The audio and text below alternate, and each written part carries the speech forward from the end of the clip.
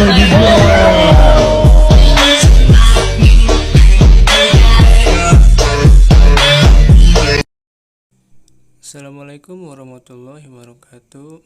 Ya, perkenalkan, nama saya Sendayu Agung. Saya dari kelas 12 IPS 2. Kali ini saya akan menerangkan tentang dampak pasar bebas terhadap Indonesia ya kawan-kawan ya.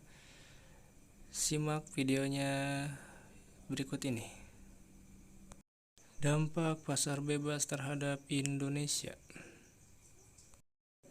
Yang pertama, ada pengertian pasar bebas. Menurut Adam Smith, seorang filsuf dan pelopor ilmu ekonomi modern, memberikan pandangannya mengenai pasar bebas, yaitu suatu sistem ekonomi di mana seluruh kegiatan ekonomi mulai dari produksi, distribusi, dan konsumsi diserahkan sepenuhnya kepada mekanisme pasar.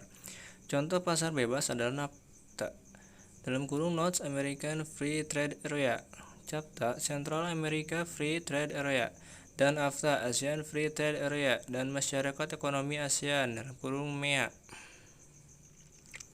Nah, itu pengertian pasar bebas ya kawan-kawan ya.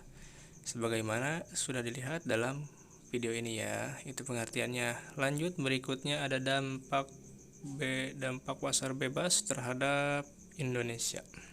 Bagaimana dampak pasar bebas terhadap Indonesia? Ada dampak positifnya ya kawan-kawan. Sebagaimana kita bisa lihat, yang pertama, meningkatkan kualitas dan kuantitas produk dalam negeri.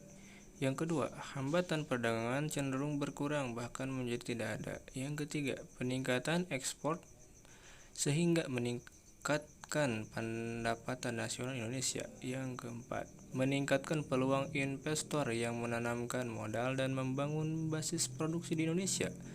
Yang kelima, menambah devisa negara melalui bea masuk dan biaya lain atas ekspor dan impor.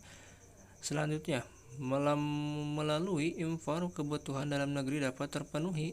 Peningkatan lapangan kerja, mendorong kemampuan ilmu pengetahuan dan teknologi, menghidupkan sektor pariwisata sehingga menambah jumlah wisatawan ke Indonesia. Wow, sungguh menggiurkan ya kawan-kawan ya. Nah, inilah dampak positif dari pasar bebas terhadap Indonesia. Ya, sangat menguntungkan bagi warga Indonesia maupun bagi yang sedang mencari nafkah ya kawan-kawan. Nah, selain dari dampak positif, ada juga dampak negatifnya,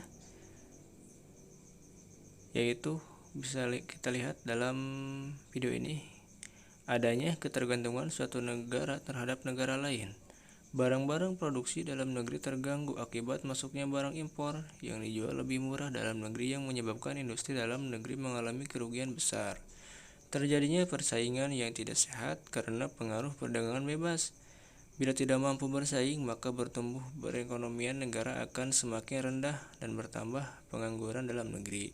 Maka dari itu, solusi yang harus kita lakukan adalah kreatif, inovatif dalam menjalankan usahanya. Jangan cenderung dalam satu bidang usaha itu saja. Kita harus kreatif, inovatif, membangun usaha baru atau yang lebih menarik agar konsumen menarik untuk membeli barang-barang yang kita jual. Nah, itu saja ya teman-teman pembahasan yang bisa saya ceritakan atau bahas tentang dampak pasar bebas terhadap Indonesia.